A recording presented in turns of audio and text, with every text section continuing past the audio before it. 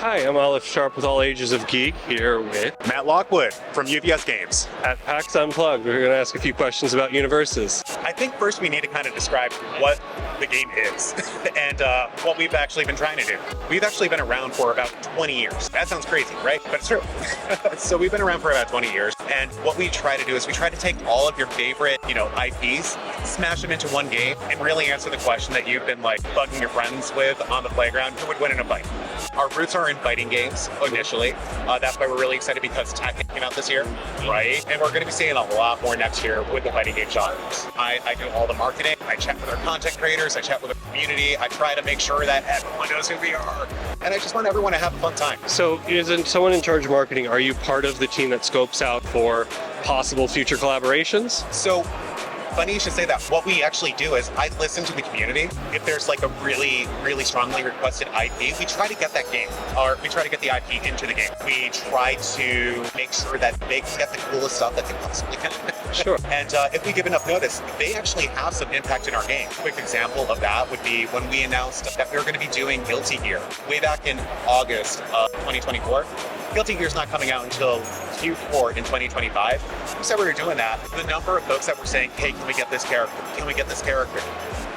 I may or may not have had a few conversations internally to see if we can make some changes. So we're listening, and we want everyone to get what they're asking for. Sure, yeah. I saw from when they announced their sponsorship or collaboration, I should say, with you all, they mentioned that they had some input on things. Oh, absolutely. Absolutely. It is very important for us that whoever we're working with, when it comes to their particular IP, they feel that we're doing it justice. Whenever we make that particular set or that starter deck or challenger series, that it's very thematic to that world.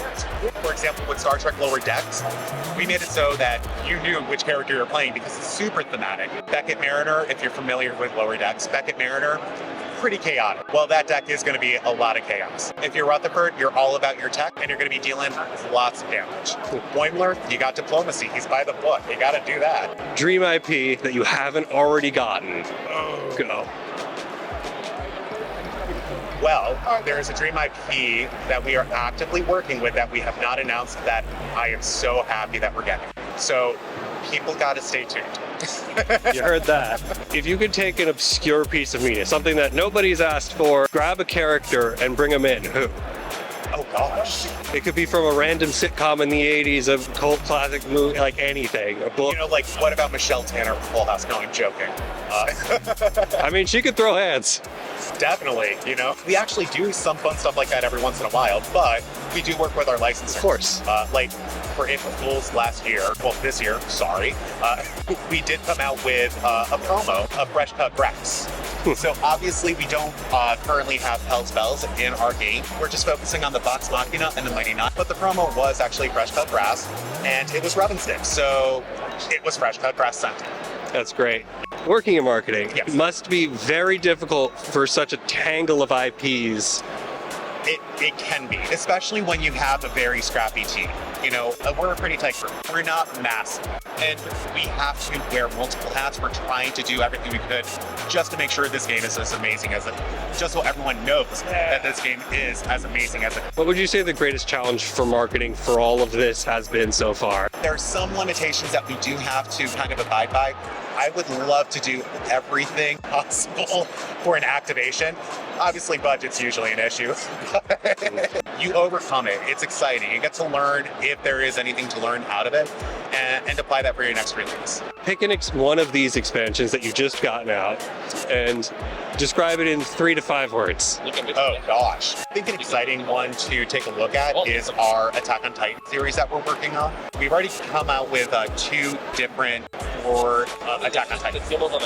In August, we came out with Attack on Titan Battle of Humanity. November, we came out with Attack on Titan Origins of Power. We're following the story of the manga. Today, for the last one, epic, devastating, hopeful, and cool as hell. Technically 6 words, but close enough. If we don't count as. Yeah. Okay. You can pull a Jester, it's fine. Sure. Let's talk about some of the ones that are coming out very, very soon. Anticipate in January the release of Solo Leveling's Challenger Series. And it's very, very on brand with Sung Jin Woo, starting out as one of the weakest hunters. you do start out as a very weak player. But after every turn, you get to level up, pulling from one of your skills from your assassin skill tree. If you go unchecked, you will decimate your opponent. And then coming out in March to celebrate the 10th anniversary of Critical Role, we have Heroes of Exandria. We're coming out with a booster as well as 2 starter decks. That's going to be awesome. Rounding out kind of the top, we are going to be coming out with Attack on Titan Apocalypse, which is going to be the climax to our trilogy of our releases for Attack on Titan, featuring some pretty epic custom new art from Isayama himself. That's right, Isayama is working with us. You heard it here. Thank you so much. Hey, absolutely. More than happy to chat. More than happy to share some more details. We're usually local game store first, so definitely go to your local game store, pre-order, demo, sign up for your pre-releases, and game up. No, local game store is the best. Yes. I think with that, we can sign out for all ages of geek.